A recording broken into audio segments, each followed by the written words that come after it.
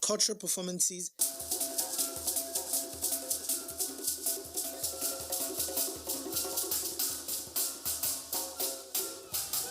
and music from G Prince and DJ Austin.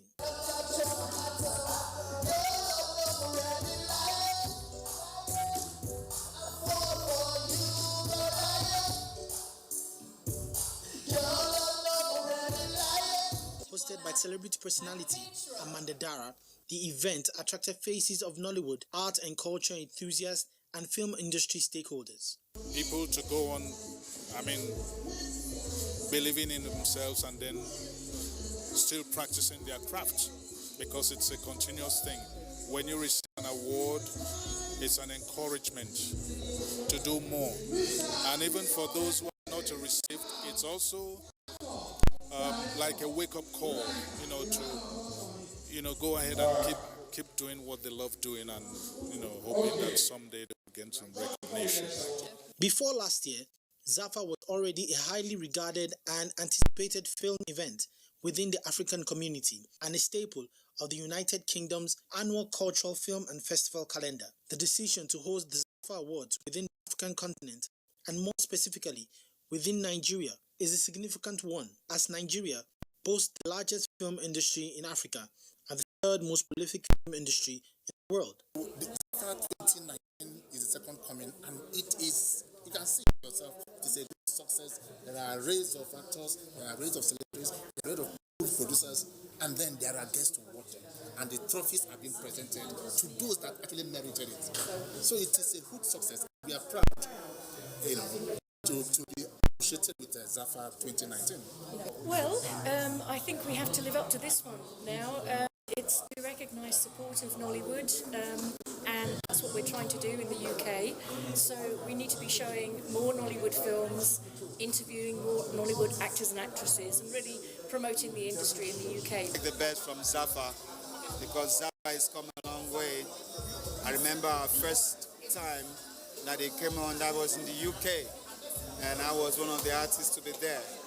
And if Zafa has come this far, then it should be some next level.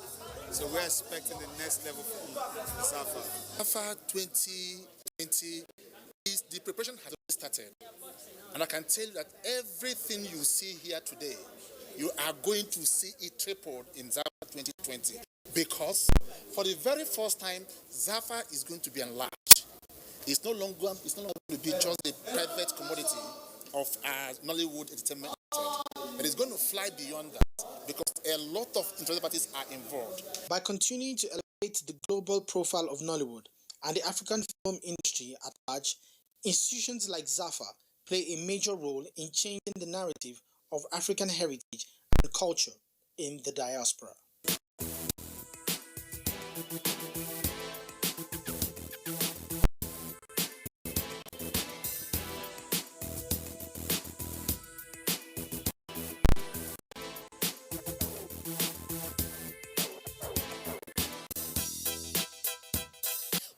On to a beautiful story of love. Now, Tahir and Khadija got married over the weekend. Now, the event was one of a kind as the two showcased their love before their families, friends, and relations. It was an event to watch. Let's watch.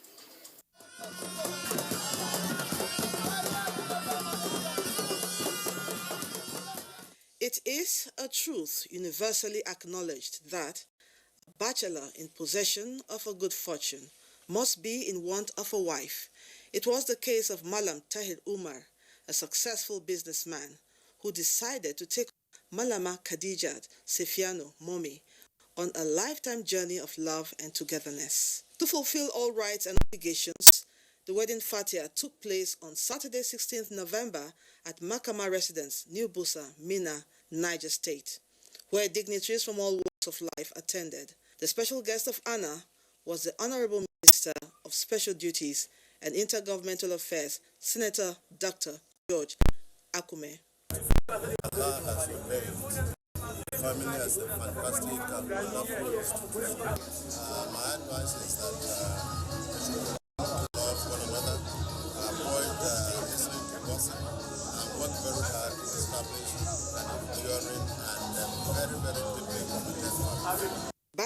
Abuja, at the reception at NAF Center, the couple performed their first official function as husband and wife after the cutting of the cake.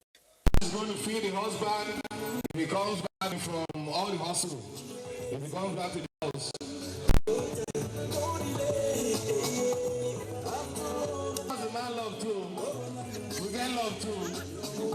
Nice, nice. Then the nuptial dance. That's what I'm talking about. That's what I'm talking about. Ladies and gentlemen, it's a beautiful dinner right here.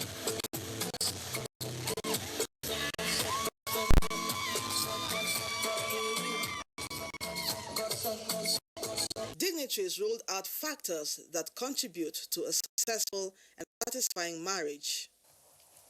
God looks at the woman as the helpmate. And so what you do is to honor, respect, and love your husband. And I want to tell you that if you give love, you receive love. There is not anything like disobedience. There is also patience. It's a marriage that everyone would love to see. What attracted them to each other? She's calm. She takes her time. She don't get angry easily. And she's obedient. He's very patient, very tolerant, very intelligent, hardworking, and he's amazing. This is wishing them a lifetime of love and happiness on this wonderful journey as they build their new life together.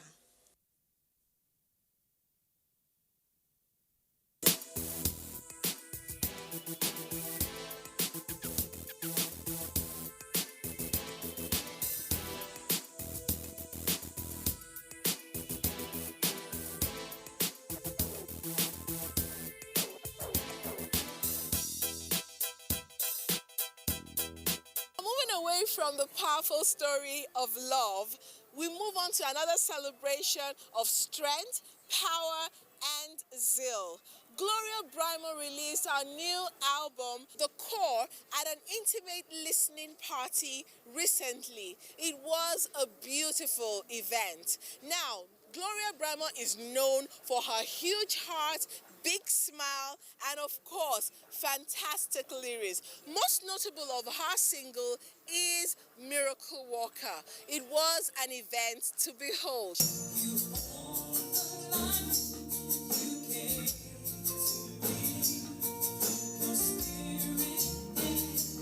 Gloria Brimo rose to fame after the success of her hit single, Miracle Walker. The gospel singer and songwriter is back to connect with more hearts, launching her latest album, The Core, at an intimate listening party.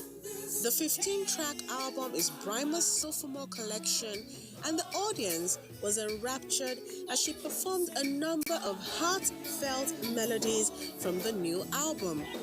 Brimo expressed her intentions with this latest work to fill spirits with a deep sense of glorious wonder, to illuminate people's lives with color, and to give her listeners a resounding song for all their seasons.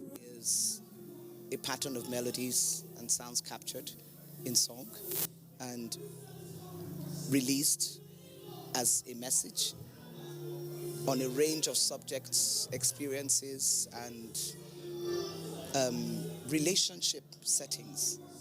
Because many times the song and the singer, that music is their message experientially, or one they want to communicate as an experience that is commonly related to in our world of human lifestyles and connections. Principally, she is a worshiper. She is a reverential priest of God. She's a testifier of how God has helped her to become the voice, the sound, and the songs we celebrate. This follow-up to Bryma's 2018 album, The Expression, is endowed with the creative genius of some of the best music producers in Nigeria and high-profile collaborations from Eno Michael, T.Y. Bello, Nose, and others. Known for her vast musical prowess, the versatile worship leader explores the many facets of sound, creating unique experiences with every song. And her newest album is no exception. The live instrumentation and unique delivery brought to light a new side and sound of the artist.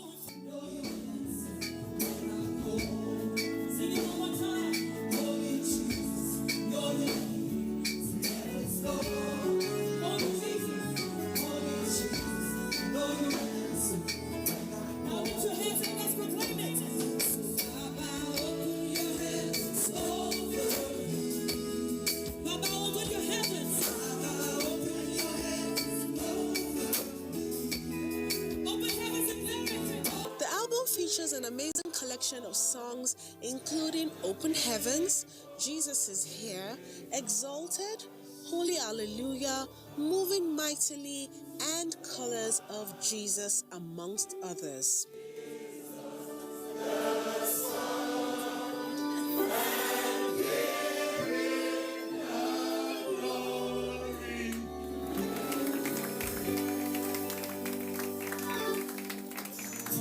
The live rendition of Holy Hallelujah, which is also slated to be the first single off the album, was met with rave reviews and exceptional feedback.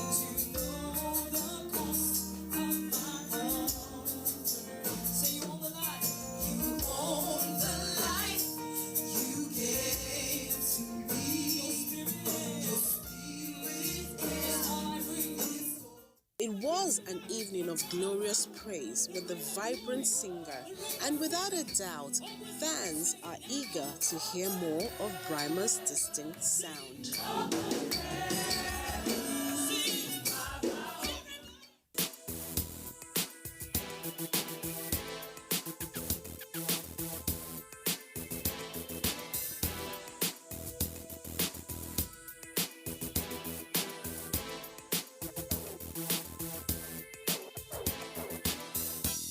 Now, music does heal the soul. Now, moving on to the final story of the day, the Festival of Lights. Did I tell you I love Christmas and everything about it?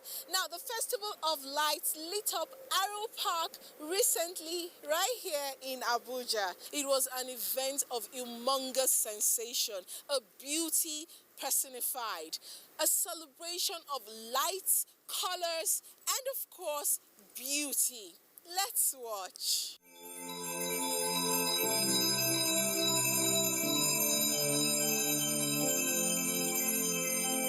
It was a magical night in Abuja when Festival of Lights brought their world of enchantment to cast a stunning backdrop in the heart of the city.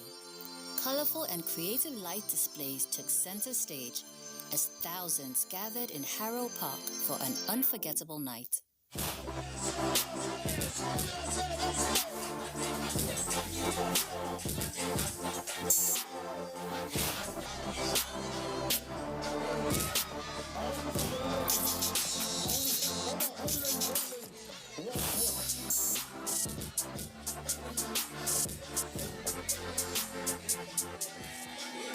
Mind-blowing. It's amazing. I so enjoyed it. I'm still enjoying it. Like, I don't want it to end. I just want to catch the vibe. I just want to watch the good dancers dance. I came to the event because last year's event was really, really nice, and I'm expecting to see things because I'm like a really big fan of her and everything. Festival of Lights made a grand offering in terms of entertainment, with explosive dance and musical performances from different genres.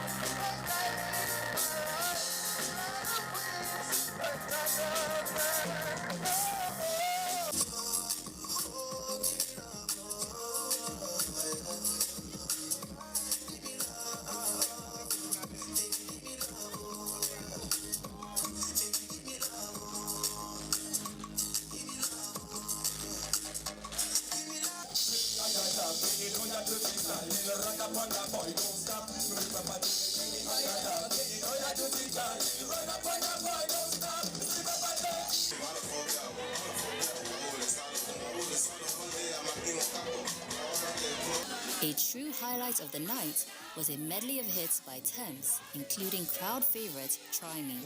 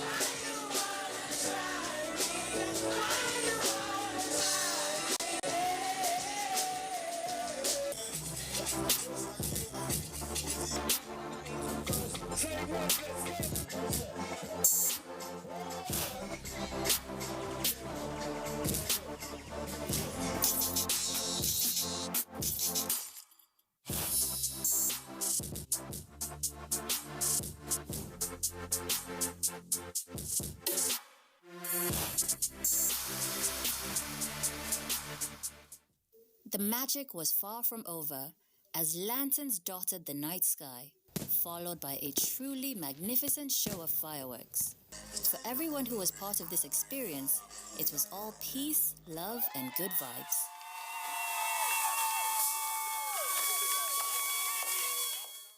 It has been everything celebration on the show today. From culture to music to love and of course, everything Christmassy. Remember, join us same time next week for another beautiful edition of the show. Bye.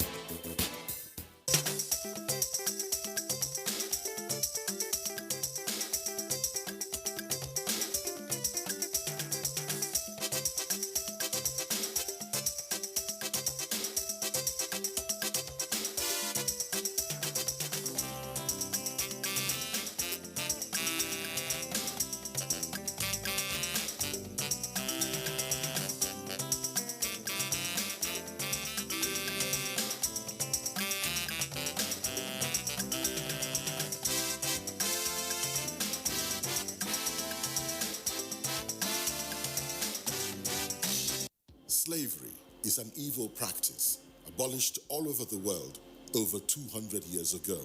But today, human traffickers are selling human beings as slaves in Africa.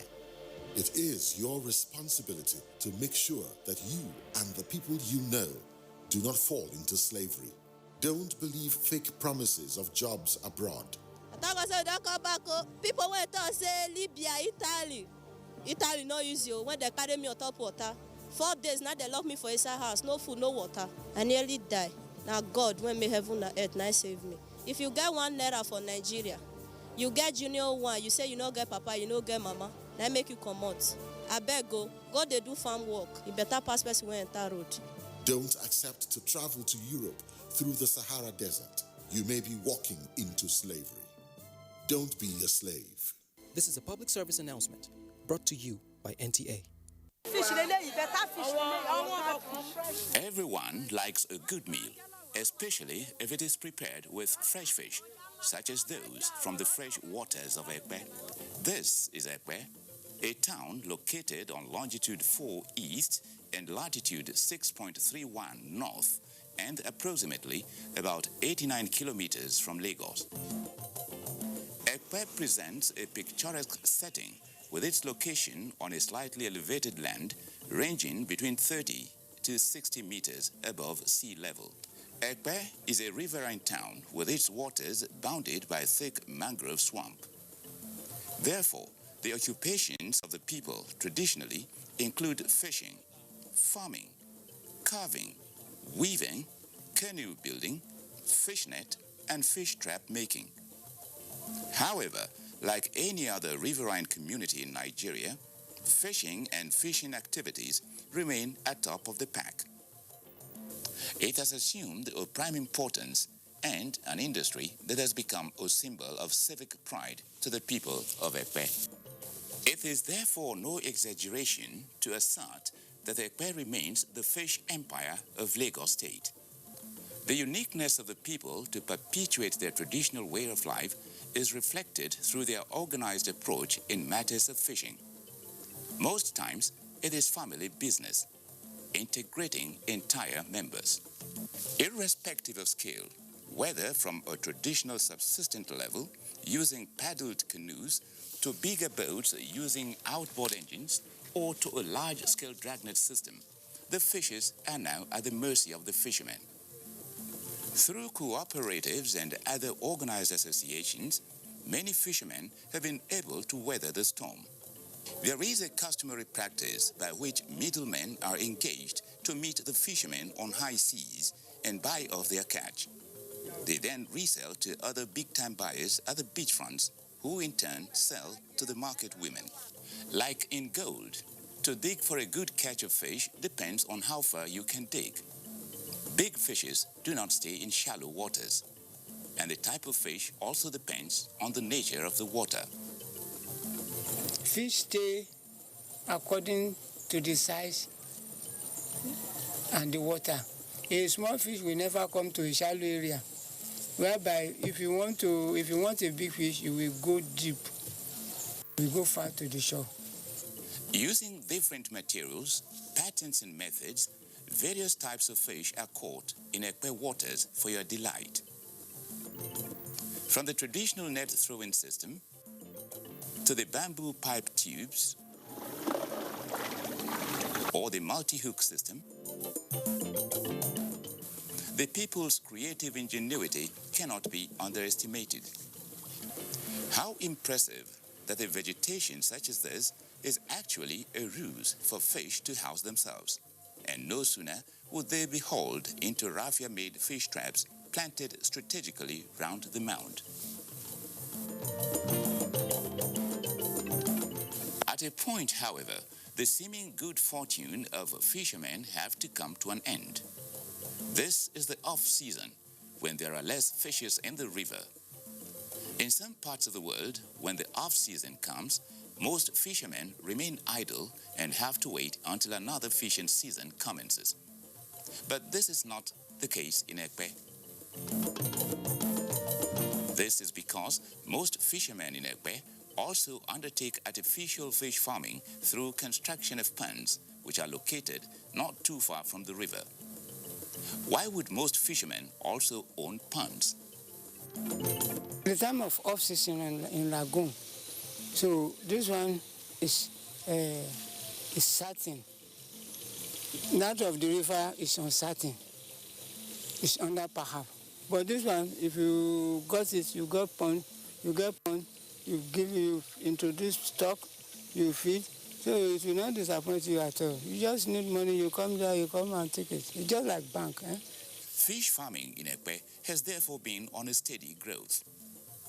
In this serene, quiet and natural setting are many fish ponds which are providing steady source of income for the fishermen. The ponds are over 400 in number, dotted along the coastline, with catfish being the dominant breed.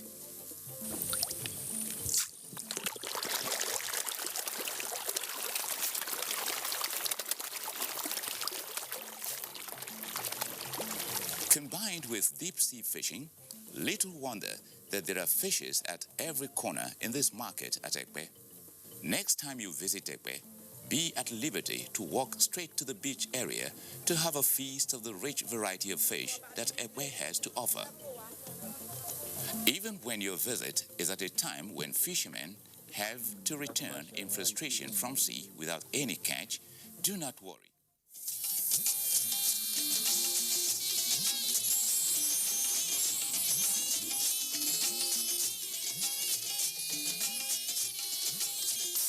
This is the network service of the NTA.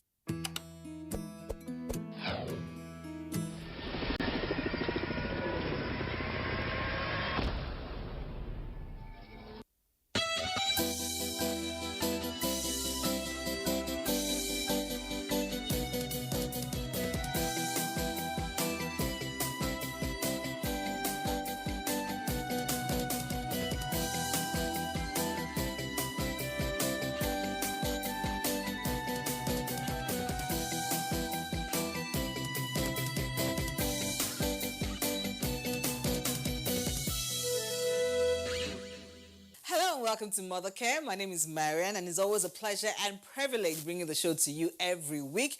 Today our focus is on babies. Yes, I know we talk about babies, kids, moms, and sometimes we stretch our wings, especially with the questions for the doctor later. But today our focus will be on babies. We'll start with our feature documentary which will introduce the topic, and then when we come back we'll be talking to real moms about this issue that is pretty sad. Stay with us.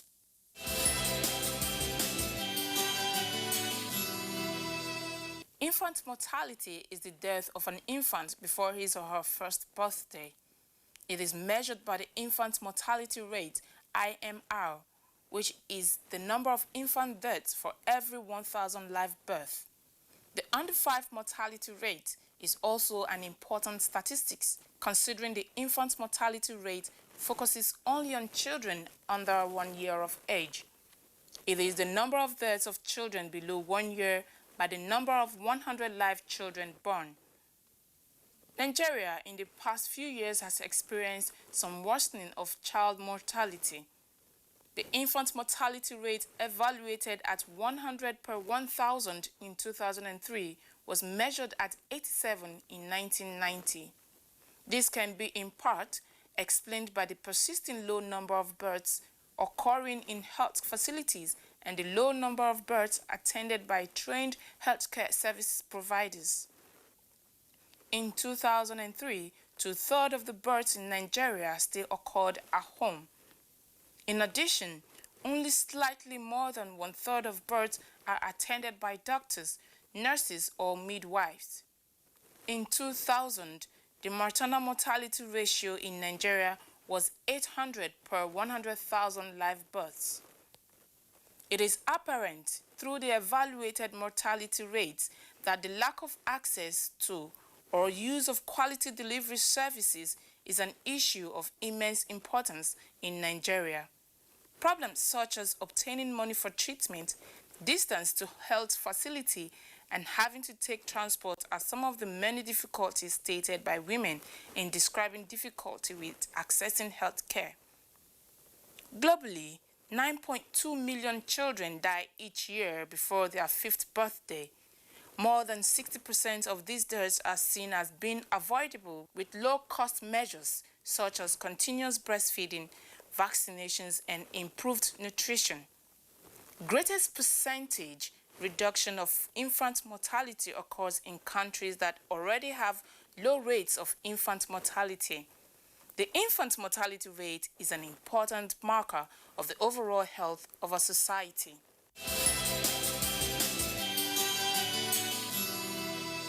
Welcome back. So the topic is infant mortality, and anyone who's known anybody who's had this issue or has experienced it knows it's the worst thing that can happen to any parent. I'm not even talking about just moms. It's the worst thing that can happen. So we'll definitely be dealing with the issue in depth later with our doctor. But first, let's share the experiences with real moms who have dealt with this real issue.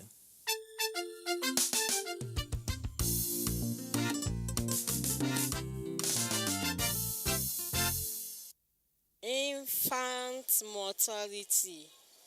That's the untimely death of a child?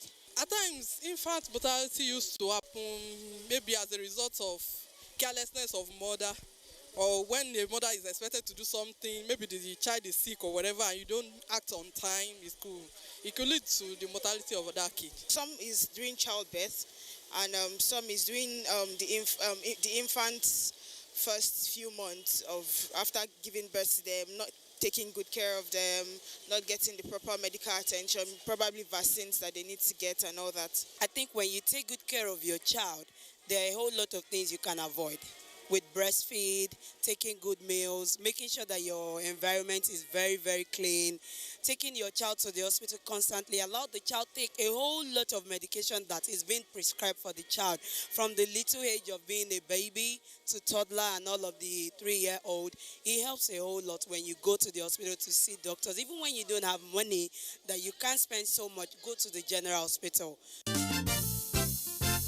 Choose Dano milk for your family because 100% of our milk is sourced from our farms. This means that we control the entire production process from grass to glass, taking great care in every step to ensure the milk that gets to you is of high quality, great tasting, and enriched with essential nutrients that are great for your family.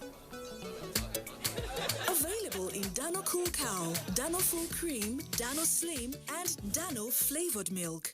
Welcome back. It's still Mother Care, and our focus today is on infant mortality. And I have our pediatrician in the house, Dr. Olatomi Bamigboje. It's great to have you back on the show. Nice being here. Okay, so infant mortality, I think that's every mother's nightmare. You know, I've had friends who've been through this situation, and you almost don't know what to say to them. It's just a harrowing experience. It's just not, in fact, just thinking about it makes me feel sad. But let's start with the basic. What are the prevalent causes, or what's the most common that you encounter with infant mortality? Okay, maybe what I should first do is start with what infant mortality is. Infant mortality is the death of a child less than 12 months. So the first year of life. Those are the people we refer to as infants, okay? And this encompasses the newborn down to the 12 years old. So we have a whole lot of things that could cause mortality within that period. We have those within the neonatal period, the perinatal period.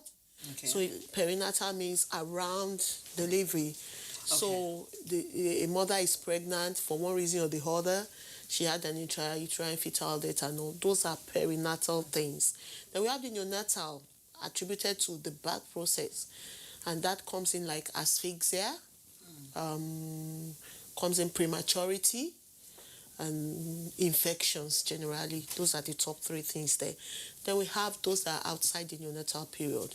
Of course, in our environment, the things that still comes up tops are the infections, diarrheal diseases, malaria, measles, and now we have the advent of HIV/AIDS and all that contributing to that. Pneumonias, respiratory infections. So those are the top things that contribute to it. And it's needful to say that among these things, we have some that are actually vaccine preventable diseases. Like the measles. If you take your measles shot, you shouldn't have that issue. For the diarrhea illnesses, we do have some vaccines against rotavirus. Yeah. For the pneumonia, we do have vaccines against some organisms that cause pneumonia, not all, definitely. Not all. Yeah. Okay, so apart from the vaccines, what can we do? Especially I like the fact that you divided into three, the neonatal, the perinatal, and then afterwards. In those three stages, what can we do as in our own, as the moms, what can we do to prevent this? Okay, so before delivery, mothers should register for antenatal care. That is a baseline thing. And when you register for antenatal care towards your late trimester, that's the last trimester of pregnancy, when you're getting to term, you should be able to see your doctors well. Now, when it comes to the maternal and around that, one of the things that causes prematurity, each of these components has issues. So we are talking about prematurity. You have things inside there like the maternal nutrition, the maternal health before pregnancy, and all that comes into play. So maternal health must be good before pregnancy. And then when you're pregnant, make sure you have all your antenatal care. Deliver in a safe place where there will be enough resources to take care of the baby you're expecting. Most babies will come out screaming. We have this like percent that will need some form of assistance when they're delivered. And so this needs experienced people that are skilled at resuscitation there. And if that's not there, the baby starts out with an oxygen-deprived brain and all the consequences of that. And then infections. So you've had your baby, you've gone home, and you see anything at the first sign of any danger or any symptom you don't seem to understand, we should not self-medicate at all. In fact, neonatal period is not a place. It's a no-go area for you to self-medicate because these are newborn children. We have doctors that when they see neonates, they tell you carry the neonates away. And then we have parents wanting to treat these neonates. That causes issues. Now, outside the neonatal period, we're talking of the infants. And I'm going to use the child survival strategies, which goes on just to try and explain this. So we call it GO-BFET. Okay. G is growth monitoring. Okay. B is oral rehydration therapy. B is breastfeeding. We preach exclusive breastfeeding. I is your immunization. F is female education. We must educate the girl child. Because when they educate a child, you are educating generations, and you're securing generations. It's an educated lady that knows, I should take my child to this. I should do this for my child. So we have that. We had food fortification, and so you see all the salts now, they say iodine, as this, as that. Yes. We have treatment of, prompt treatment of illnesses. Treatment of illnesses, that's the T. And so all these things come into play because when you talk of the disease entity, one way or the other comes into play. Like I've mentioned, the vaccine preventable diseases, if you're able to give your immunizations, that covers it. Right from birth, you start breastfeeding. It is known that breastfed babies are less likely to have infections. Than non-breastfed babies. So you secure that. And the growth monitoring is to ensure that children are growing well. Adequate nutrition is actually the first form of defense against infections. If you are nourished, your body takes its immunity and develops it to an extent. If you are malnourished, you're more prone to having organisms coming and getting you down. So all these things are survival strategies that have been put in place because we want the children to be fine. And so if the child is being monitored for growth, you know when it's faltering, you pay attention to the nutrition of the child, prompt treatment of illnesses, hygiene, very important. Water, safe water, and hygiene, which we teach children now, we teach caregivers, always make sure you wash your hands. Because our hands are usually the vehicle for carrying a lot of infections all around. If I touch something, I pick something there, I shake the next person, I transfer to that, I shake the next person. So if you have children around, you really have to be on top of your hygiene. We discourage as much as possible bottle feeding because it's also associated with higher risk of infection and all that. And then when your child actually does have an issue, please see a doctor. Not self-medicating.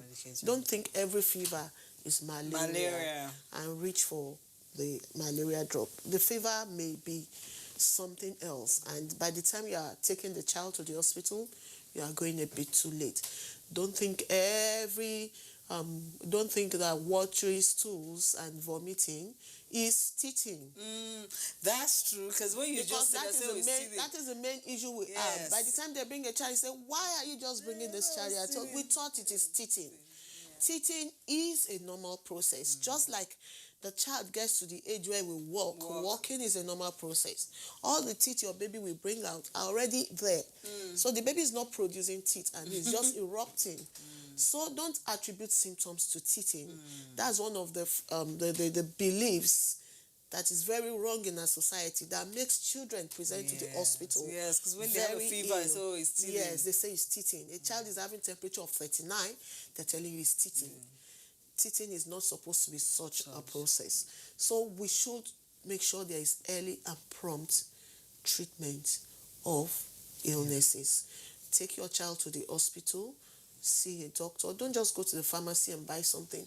Don't take your children to the pharmacy, where even the pharmacist that is going to sell, not a trained pharmacist, these drug people that sell things, the person selling to you does not even know. You just tell them, my child has fever, my child has this, and they're going to give you drugs for different symptoms. They're not looking at the disease entity in itself. Okay? Thank you so much, Doctor. Thank you. There's so many steps and so many things that we can do. The power is also in our hands to ensure that this does not happen. Thank you for sharing with us today. Thank you. We hope you've learned a thing or two or three, because there was quite a lot of information today. Please, let's do our bit. It's always very important, and at least be the first line of defense for the baby. We'll take a short break. When we come back, Dr. Clement is in the house, and we'll have our moment with the doctor. Stay with us.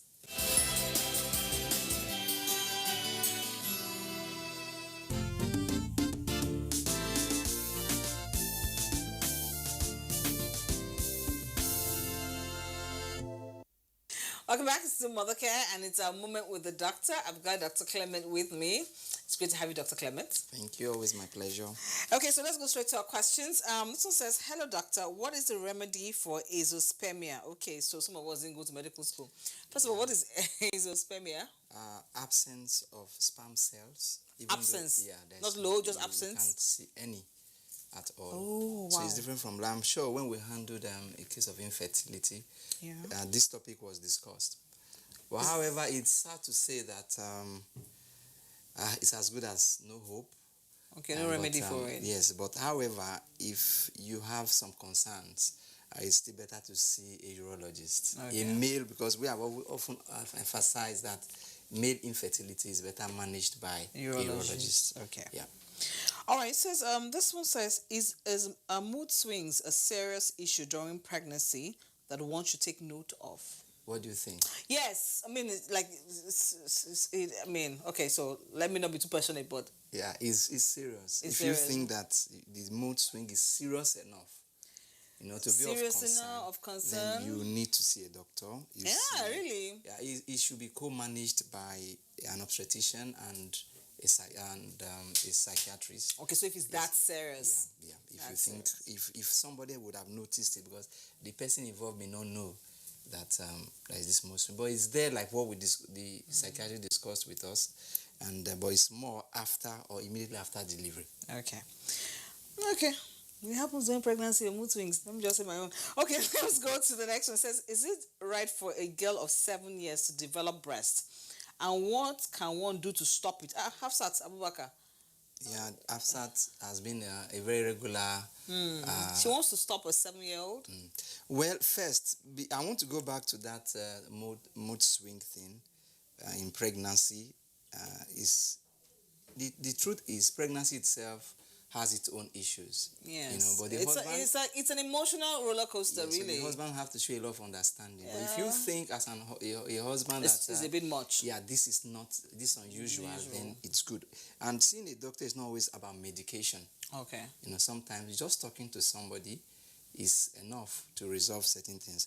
So it's if the husband notices that it's serious, please talk to somebody, a health worker preferably. Okay. Now, this, for a 7-year-old girl to develop breast, well, I don't know what you mean by breast development, but however, even breast development starts from in utero, while the baby is in the womb. So it's a process that the girl child will have to go through.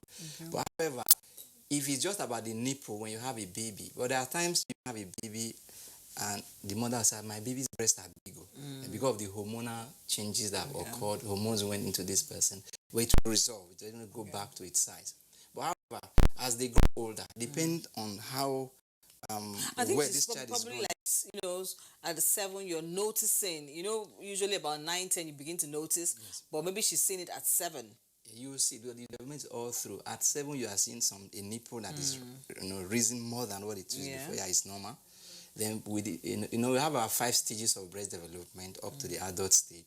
The first one that you see the nipple, Okay. and it's just there. You know that nipple is there, but it's not risen. Okay. So at another stage, this stage 2 now, you notice that the nipple is coming up. Okay.